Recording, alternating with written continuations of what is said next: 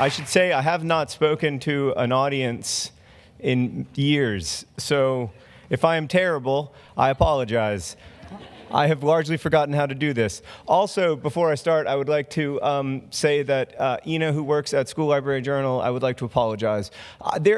My brother runs this big YouTube conference, VidCon, and the most annoying thing at VidCon is when speakers show up and you're like, okay, so you had to turn in your slides 6 weeks ago. You don't have any slides. And then they're like, oh, no, I got my thumb drive here. It's so annoying, and I just did that, and I'm very sorry. So with that out of the way, it's such an honor to be here with you today and to be included alongside the speakers whose work I value so much. And I'm so happy that SLJ has brought together so many talented people in the world of librarianship and reading to discuss information literacy or media literacy or whatever we want to call it, because I just think it's so tremendously important. I grew up with the internet. I built an audience because of the internet. I have benefited from the internet in so many ways. But I am happy that this summit is happening in real life because I am not convinced that the internet can fix what is wrong with the internet. I mean, I realize that I'm probably preaching to the choir here, but you are likely aware that the internet does not contain like a shortage of information. I'm not an expert in this, but I've seen again and again that the overwhelming volume of information makes it easy to pick and choose, to find information that will confirm your pre-existing biases and to dismiss information that is inconvenient to you or to your worldview. And by the way, I do not have a solution to that problem. I only have commiserations. Too many of us, and I say us because I've done it, retweet or share fake news or amplify unimportant stories because they outrage us. Too many of us, and again, that includes me, fail to listen empathetically to those we disagree with. Too many of us, again, including me, fail to acknowledge that we might be wrong, that in fact we inevitably will be wrong at times. And I just don't believe the current architecture of the social internet allows for any of that to get fixed, because the algorithms have to value clicks and impressions over engagement and nuance. That seems to me inherent to an advertising-funded social internet, which is the only free social internet that I think can exist, and so I'm not convinced that the internet can fix itself. Of course, I might be wrong. I am often wrong. But I think that at least some of our learning about how to use and understand information has to occur in physical space, not least because physical space can exist so far anyway without support from advertising. So, okay, a bit of personal background on why I think that this physical space stuff is so important to better virtual experiences. I'm going to take you back 6 years to the fall of 2011. I was getting ready to publish my book, The Fault in Our Stars, which was scary and overwhelming, but most of my time was spent launching Crash Course, this new educational YouTube channel that my brother and I were making thanks to a grant from Google. At the time, a lot of EDU video startups existed, but Hank and I felt like most of them were for highly motivated learners, and I wanted to make stuff that was for the kind of student I had been, like students of, say, average to below average discipline and focus. Hank and I wanted to make videos about history and biology that were funny and fun to watch while also being useful to students. But most of all, we did not want to make videos that would replace physical space. We didn't want to replace classrooms or media centers. We wanted to give educators a tool they could use as part of their educational arsenal. And I think the videos have been successful. Crash Course now has over 6 million subscribers and averages 750,000 views per day, not because we were particularly funny or original, which we weren't. I think the videos have been successful because teachers and librarians use them as part of an in-real-life learning experience. Now, there are still a lot of EDU startups that want to become the classroom, and I didn't come here to knock them because I think it's great to have resources for learners who might not be able to access high-quality, real-life educational opportunities, but I just don't think you can replace the classroom or the library. I think online tools can jumpstart discussion, but I just don't think they can replace that discussion. I don't think a human child's education is automatable because I don't think a human child's education is about only learning, say, the causes of World War I. Like, here's a quick clip to emphasize what I mean that I just didn't get early enough, but I think it should still work. So even when it comes to a relatively straightforward question like how, you'll never get to the bottom of all of it, but today we're going to discuss some of the how. So one way or another, all wars start with a breakdown in peaceful relations between the eventual belligerents, and World War I is no exception. Oh, for the love of agriculture, please stop it. Right, but World War I is a bit unusual in that we have a concrete event and a date to start our discussion. Sometimes we get lucky, historically, and there's an invasion that starts a war, like in the Korean conflict, or the firing on Fort Sumter in the American Civil War. But other times it's much more butterfly effect-y, with events that might or might not lead to a war building upon each other until one side mobilizes or declares war, or there's a fight over who shot first. But here we have a specific assassination of a specific Archduke, Franz Ferdinand in Sarajevo. Now, it wasn't a great day for Franz to visit Bosnia, since it was the anniversary of the Serbs' defeat at Kosovo-Polja in 1389, and also St. Vitus's Day, which was a celebration for Slavic nationalists, and a Bosnian Serb named Gavrilo Princip and his co-conspirators chose to celebrate Slavic nationalism by killing Franz Ferdinand. Now, they didn't choose Franz Ferdinand at random. He was the heir apparent of the Austro-Hungarian Empire. Franz Ferdinand wasn't particularly well liked, not by his uncle, who was the head of the Austro-Hungarian Empire, certainly not by Bosnian Serb nationalists, also not really by everyone else in Europe, except for the German Kaiser. But Franz Ferdinand was, in his way, kind of a moderate. Oh, it's time for the open letter? Oh, look, it's a collection of my favorite assassinated moderates. It's hard out there for a moderate. An open letter to moderates. All right. So, as you can see, that's pretty fast-paced and a little fast and loose. And it does not replace the classroom. Like, it cannot do what classrooms can do. Side note, it used to be that the laptop sticker that I have that says the same thing that Woody Guthrie's guitar said that this machine kills fascists. That did not used to be a politically controversial statement. But here we are. Okay.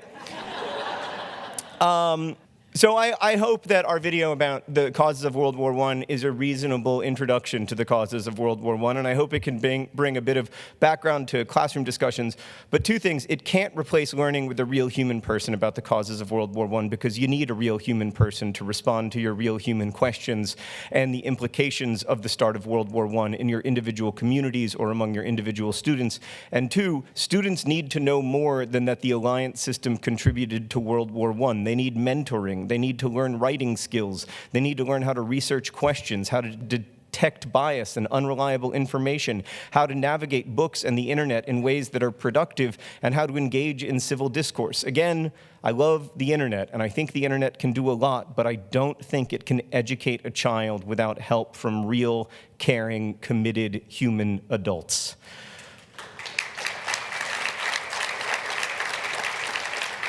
So I think online tools should help teachers and librarians do their jobs, and I hope that Crash Course can be one of those tools, but the internet can't replace those jobs, because if I've learned one thing from making Crash Course videos these last 6 years, it's that videos don't educate people as effectively as educators do. I hope that Crash Course is an important tool for educators, like I said, and for librarians and for students, but I don't think that it can alone burst many filter bubbles, and that brings me to my second concern. This is something my brother and I struggle with a lot. If you alienate people by criticizing their worldviews online, they also just stop listening, because God knows there are plenty of other voices they can listen to. And that doesn't create any change. But if you don't challenge their worldviews with criticism, you only reinforce the filter bubble. Now, are there some kids who watch crash courses on biology or ecology and realize that climate change is really real? I hope so. But you can find plenty of videos out there that claim to dismantle all of Crash Course's arguments about climate change. The comment sections, too, are often full of competing citations and contradictory information, so much so that I often feel confused. I often can't tell if we should add a correction to a video because I can't pick through the sources well enough to understand if we got something wrong. What we call information literacy is no small business. It's very, very challenging. And I have 2 decades of experience at navigating online information, but I'm still not great at it. So that's when I turn to experts. Those who help write the videos, those who fact check them. Experts, a word that was much dismissed at the start of the user-generated content era, turn out to be supremely underappreciated. And that's why I think teachers and librarians will be so important when it comes to addressing the information literacy crisis. I think a lot of it has to happen IRL because your filter bubbles are more effectively challenged IRL. And I also think we need experts to teach us how to access and use content that will make us better informed. I don't think algorithms will ever do that because algorithms are not in the making a better informed citizenry business. They are in the maximizing advertising impressions business. Fortunately, we do have experts in this field. For millennia, librarians have been organizing and serving high-quality information amid a sea of low-quality information. We have trained professionals who've been hired for their expertise at interpreting research, at synthesizing complex ideas, and at teaching learners how to do that as well. I think we need to talk about information literacy online, and I think we need to fight to make algorithms work better. But I also think we need to empower an army of expert librarians and educators to make a future that is more information literate than our present. And I think a lot of that work is going to happen in real life because it can't be scaled, it can't be automated, it is human-to-human work. You know, in Game of Thrones, there's that huge 700-foot-high wall separating the Seven Kingdoms from the army of the dead. I kind of feel like you guys are the wall between civil discourse and the forces that would destroy it. No pressure.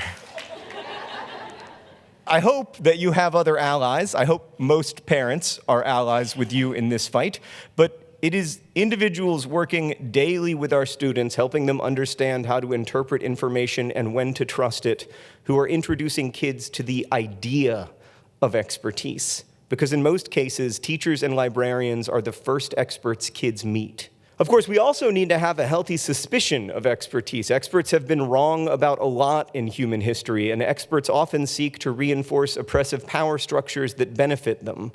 But understanding that also requires an ability to read and think critically and to understand information in context.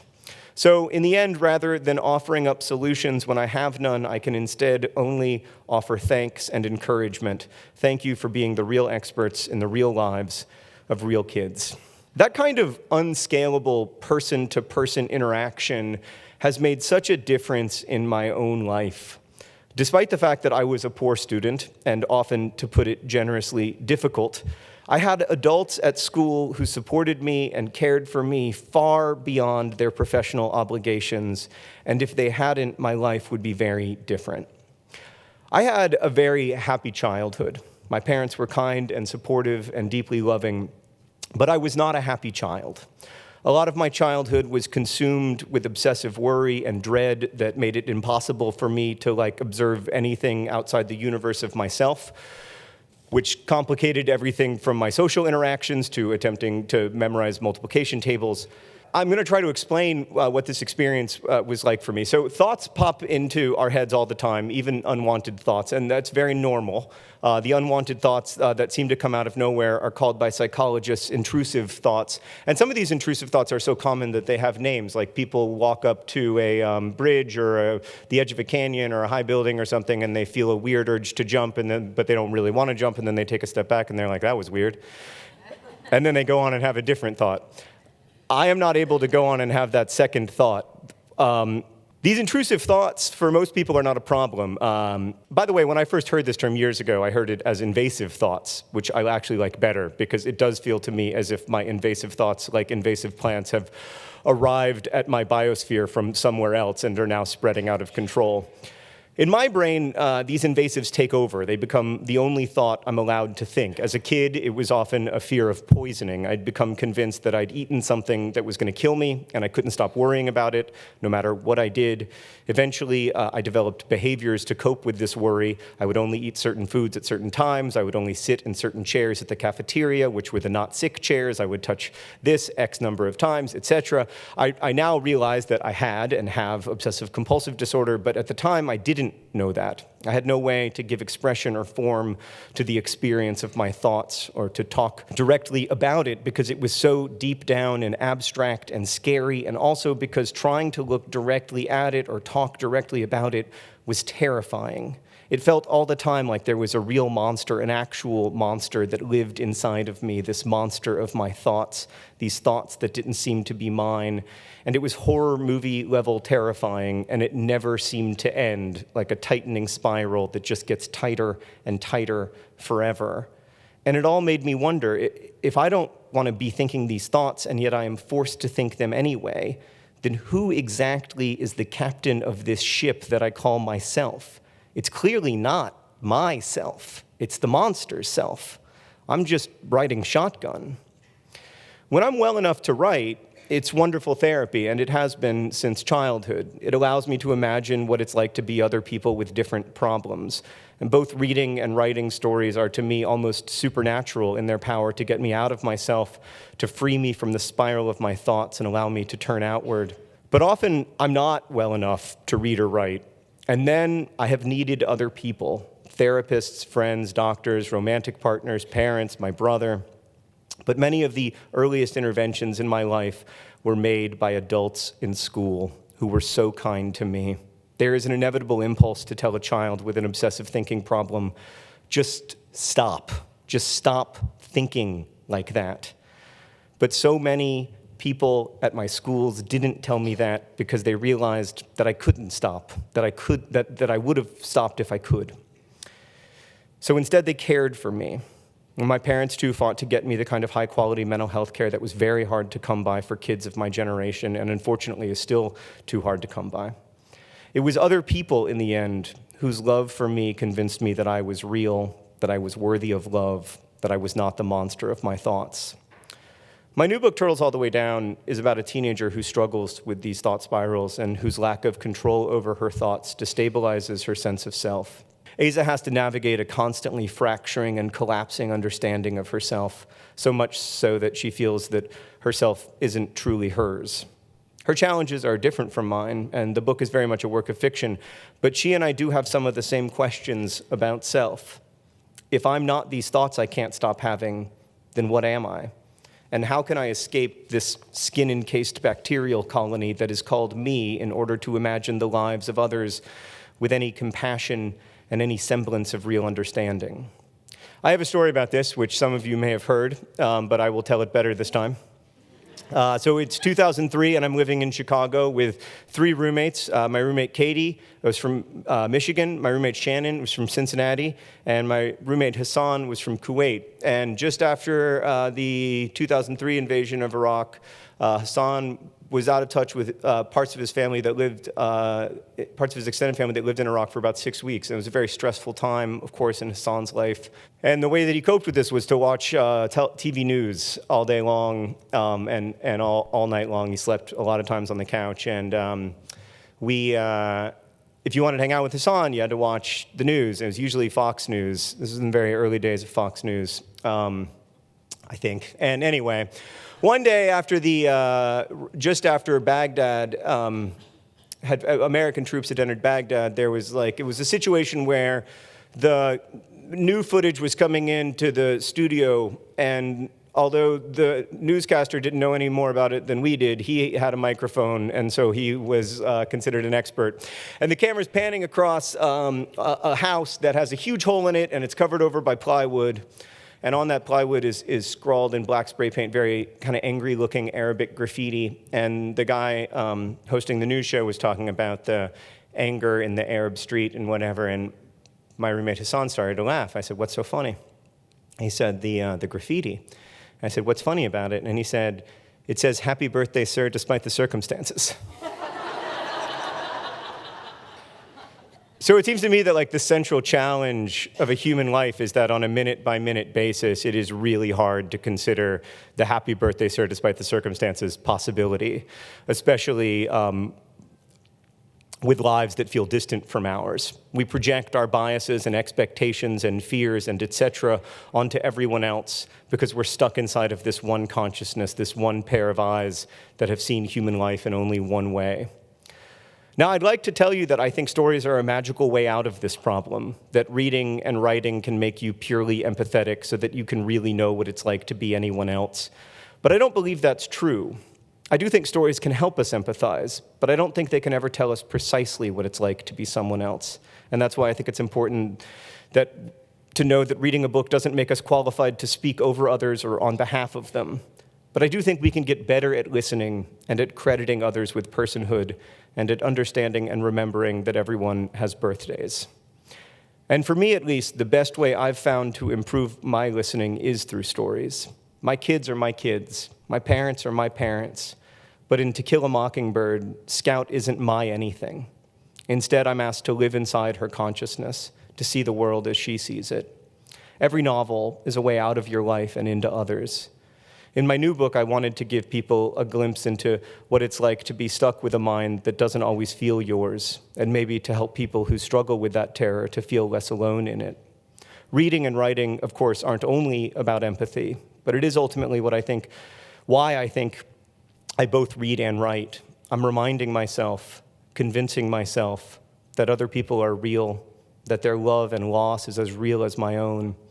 And each time I relearn that truth, I understand that I too am real, that I am not always in control of my thoughts, but that I am nonetheless a real creature, a singular noun, endowed with a spirit. Thank you for helping, one by one, young people to understand the humanness of each other and of themselves. Thank you.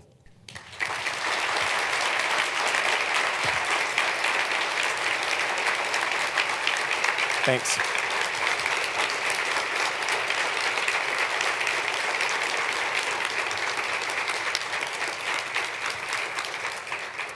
So I'd like to answer some of your questions. There may be time for, if you want to write out a question and just run it up here, that's fine. Or you can run it up to this table. That's a better plan. I like it, Rebecca. Good thinking. It's a much better plan, of course. But I have some questions here that I want to answer. But if anything came up from, if you can write, I think you all got note cards. If you didn't, I don't know. Okay, I'm just going to start answering questions. How was your experience writing Turtles All the Way Down different from writing your past books? Well, it was much worse. Thank you for asking. I mean, it took 6 years, which was the longest I've ever been between books, and I think there were a lot of reasons for that. I think partly a lot of other things were happening in my life. We had a second child. Kids, as you likely know, are work. Like, I called my parents when our first child was like 3 months old, and I was like, oh, I'm so sorry. I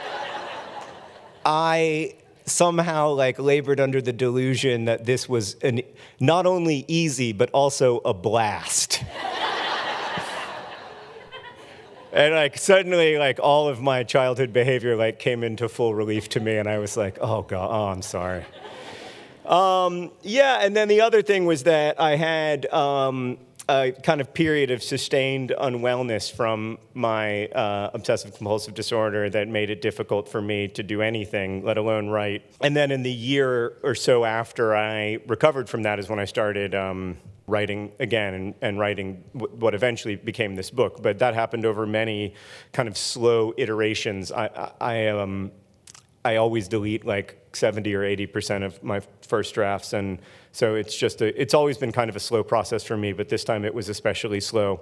And now with 3 days between me and the book, I feel very grateful to have finished something. I think there was a long period in which I kind of figured that I wouldn't be writing another book, and that The Fault in Our Stars would be my last book, and I was okay with that. I mean, I think the core relationships in my life weren't going to change, and I realized also that everyone would be fine. No one would be mad at me, and the world would go on just fine. And I think in some ways realizing that allowed me to write the story, but. Yeah, it was hard. It was. It felt, in a lot of ways. I mean, the novel is it's aggressively fictional. It's like the plot of it is trying to make you aware of its own fictionality. The first few words of it are, at the time I first realized I might be fictional. It's definitely a novel, but But it is also personal, and unlike other times I've written close to myself, it is not about my past, this is about something that I lived with when I was a high school student, but it's also about something that I live with now, and so that made it challenging in some ways. There were moments when it was also really fun. It felt so good to write after so many years of not being able to, and the frustration of that. It was really rewarding to feel like I was like I got to live with this girl and her friends, and for a few years, and now it's not going to be mine anymore in a couple days, which is exciting and weird and terrifying. What is your proudest moment as an author, and why? My first book, Looking for Alaska, won the Prince Award, and a lot of cool things have happened to my books since then. Like they got made, a couple of them were made into movies, and like lots of fun, amazing things that I could never have imagined happened. But winning the Prince Award was the biggest for me because it just meant so much to me. One of the first things I ever did in my professional life was retype all of the Prince Award speeches from the first year's winners. The year, it was an incredible year for the Prince, with speeches by Laurie Haltz Anderson and Walter Dean Myers. It was just an incredible, that first Prince year was just an incredible year for books in general, for YA books in general. And so, it's always something that when I was, and I read every year, I would read all the Prince honors and the Prince winner. And when I got that call, I happened to be with my parents. We were on our way with my wife my now wife, who was at the time my fiance, to go get, register for glasses, like wine glasses, And I actually dislike it when people tell their award call stories, so I want to apologize for that as well as But anyway, my parents went through so much with me, and it was so hard for them. I think they, every parent wants to take pain away from their kid, and I was in a lot of pain when I was a kid, and there was no way that they could take it away from me, and I think that was very difficult for them. And then I was also a tremendous disciplinary challenge as well. So to have them there in that moment meant everything to me. What does your writing process look like? Inefficient. I would like somebody. My uncle just sent me a great joke earlier today with the subject line, "A book a year." I'm gonna try to tell the joke. I'm a terrible joke teller. I'm gonna try, and I just read this joke. I'm gonna not do it. All right. So my uncle sends me an email with the subject line, "A book a year," and he says, "So Nelson DeMille calls James Patterson up, and somebody at James Patterson's house answers, and Nelson DeMille says, 'Is James there?' And they say, 'No, well, he is, but he's busy. He's busy writing a book.' And Nelson DeMille says, 'I'll hold.'"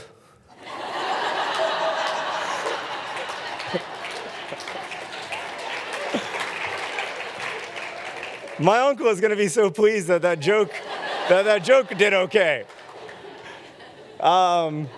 Yeah, so I think he was making fun of me. Yeah, it's very inefficient. I delete almost everything I write, and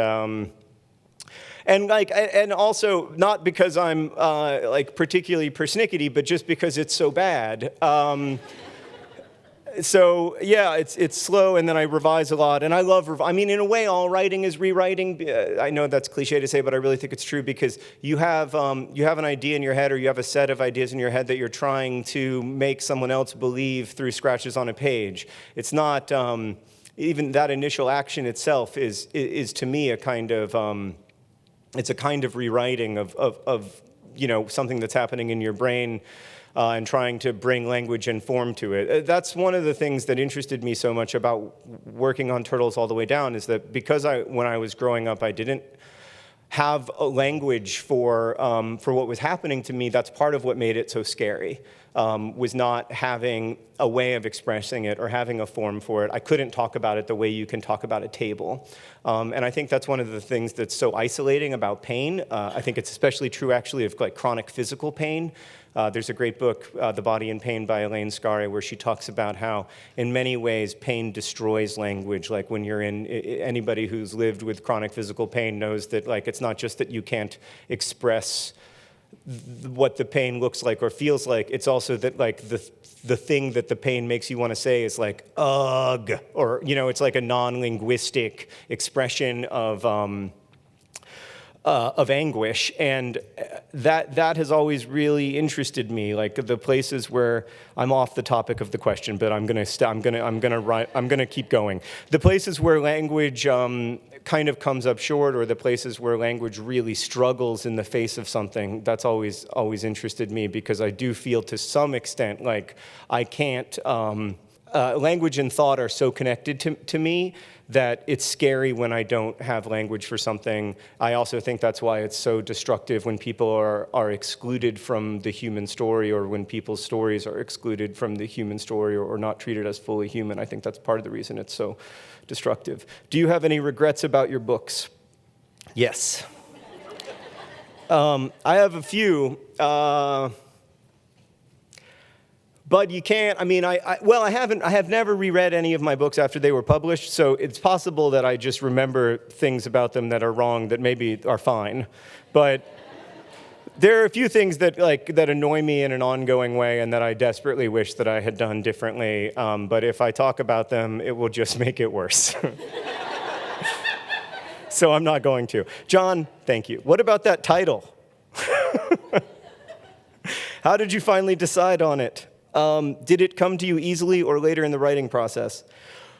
Well, I mean, it came to me very early on, because this story of the Turtles All the Way Down story is the most important story in my life. Like, it's the story that orders my my life, and I don't really believe in like blinding light epiphanies, but the closest thing I've ever had to like a blinding light spiritual awakening was not actually the first time I heard the Turtles All the Way Down story, but the first time I wasn't an idiot and I understood what it meant. Like when I should tell the story. So there's a scientist, and he's giving this hour-long lecture about the history of the cosmos and how the Earth formed out of, you know, like leftover stardust, and it congealed into this sphere, and then billions of years ago, the first single-celled life emerged near the hot springs in the deep ocean or whatever. I don't really know that much about life.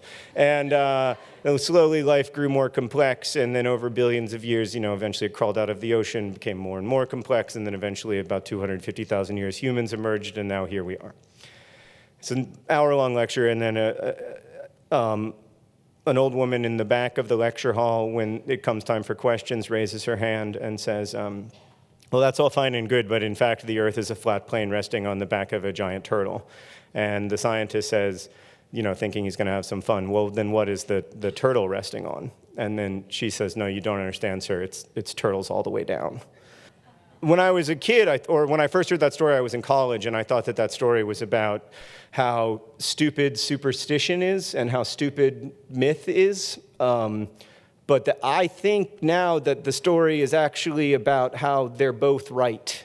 How, like, the scientist is right, but the old woman is also right, that the world is also the stories we tell about it, and that's why the stories we tell about it are so important.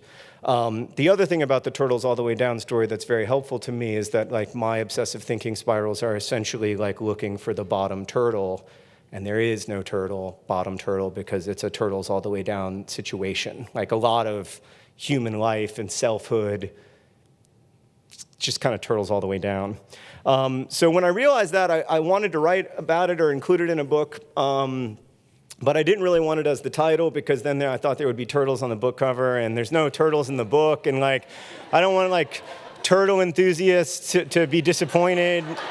And like my first book was called Looking for Alaska, and there were a lot of like travel book enthusiasts who were mad at me, and I didn't want to go back to that place. So I tried on a lot of different titles and tons of titles, and just none of them were any good, unfortunately. So in the end, we did go with Turtles All the Way Down. And I don't know. I'm still not completely sold on it, but it seems very likely now that it will be the title of the novel. What was your relationship with your brother like as a child or teen? It was difficult. I mean, I went to boarding school when my brother was 11, so I didn't know my brother as an adolescent, really. And he's a fascinating person, and I was always really interested in him because he's a weird guy. Like, he's always been sort of not that interested in making the default decisions that the social order would have you make, and I've always made the default decisions that the social order would have me make, and so I've always been fascinated by just kind of by him. It feels like there's a kind of courage that he has that I lack. Even when we were kids, it was that way. But I didn't know him well until we started making videos together. And really the great gift of the last 10 years of making these videos has been that Hank has become my best friend and closest collaborator, and we get to work together every day. And when you grow up with somebody and you trust them all the way down like that, it's just an incredible blessing to have projects to do together. I think a lot of times it's difficult for adult siblings to remain really tight, especially for me. It was hard because I didn't know what to talk to Hank about, and now Hank and I talk about work. We only talk about work, but it is something that we talk about. Occasionally, he will be like, "How are your children?" And I'll be like, "They're good." And he'll be like, "Okay, back to work." With our nation hurting and feeling divided these days, what words or books do you have or recommend for today's teens? Oh, man, I don't know. I mean, I can recommend books that I've loved recently. There's some students here from Portland who are lovely, and I forgot to tell them the most important thing that I needed to tell them, which is that I hope that you have read Piecing Me Together by Renee Watson, which is such a wonderful book. And anyway, I hope you read that book. The Hate You Give, obviously, everybody likes it. But sometimes everybody likes a book because it's really, really good. And I think The Hate You Give will be remembered as a classic. I think it'll be seen the way that we talk about The Outsiders in 50 years. I can't wait for the 50th anniversary edition of The Hate You Give. I hope they keep my blurb there. It's an incredible book. It's a huge accomplishment in the history of YA literature, and I think it's really, really important reading. I think it's really, really important reading for white teenagers as well, because I think it's really important to understand. I found it to be an extremely compelling portrait of what it is like to be dehumanized in many different ways, including by the state. And so I think that's a really important book. And I've seen it talked about as if it were divisive, and I think it is anything but divisive. I think it's Sorry to talk over. Yeah, let's just talk about how great Angie Thomas is for a while.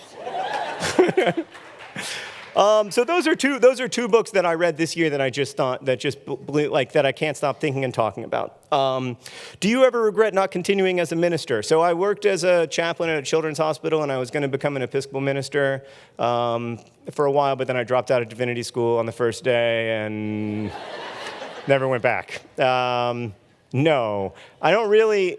The thing is, man, I regret not being a minister in an alternate universe where I agreed with my church on all the key stuff, and I didn't have to I wouldn't have.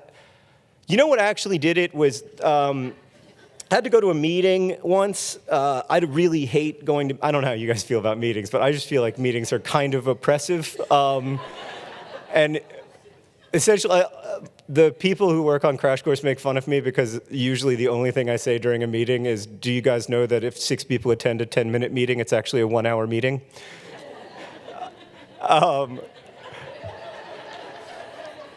So anyway, I was in a meeting, and I was like, "Oh my God, am I going to have to go to a lot of meetings as if I become a minister?" and my minister was like, "Yeah." I was like, "So it's not just churchy stuff. I have to go to meetings and we have to discuss the price of candles." That's what they were discussing. Could we shave any money off the candle budget? And I was like, "Oh, no, not that. Nope. I'm out." So not really. I mean, maybe if there had been somebody else to handle the candle budget issues, but I just, no. I have so much admiration for people. The other thing is that I'm not particularly good at that one-to-one work that I was talking about, which I think is the most important work by far in any human life. Like, I think the work that you do with other individual humans is the most important thing, and it's not really where my gifts are. So, yeah. What do you wish someone had told you when you were younger that you want your own kids to know before they're adults? That just because you can't describe something yet or can't understand something yet doesn't mean that it's not real or that it's not important. I think that so often we dismiss teen experience and child experience because they maybe lack the language to talk about the incredibly sophisticated and nuanced and important thoughts and feelings that they're having. And that's, that to me, like, that's the great privilege of my job is to try to credit those investigations with the intelligence and thoughtfulness that I think teens really do approach stuff with. And I felt very much like when I was a kid, like most adults in my life, didn't take me seriously. And the exception to that was at school. Like at school, I felt like I was, treated like a, like a real person, and the generosity of that. Well, you can hear, like, it makes a lifelong difference in a kid's life. And a lot of times, like, when you work as a librarian, because you're in the school every day, all day long, and you're dealing with kids all day long, and then those kids grow up, and they don't call you because for whatever reason, I don't call my school librarian. I probably should. Like, I'm sure she would be happy to know that I just started crying thinking about her. I'm sure that would make her very happy.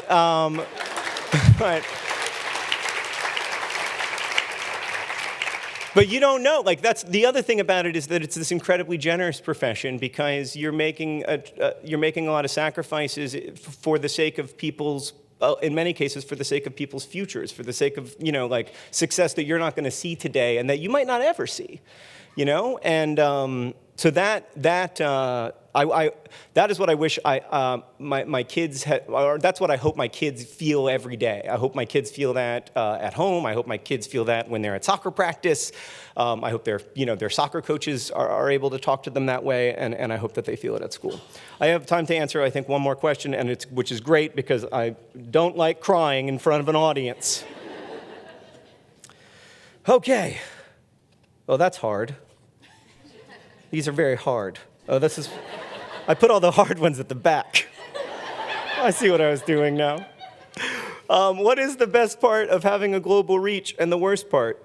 That's a really interesting question. I think the best part is that let me start with the worst part. I think the worst part is that in a lot of cases, the bigger the reach, the shallower the influence.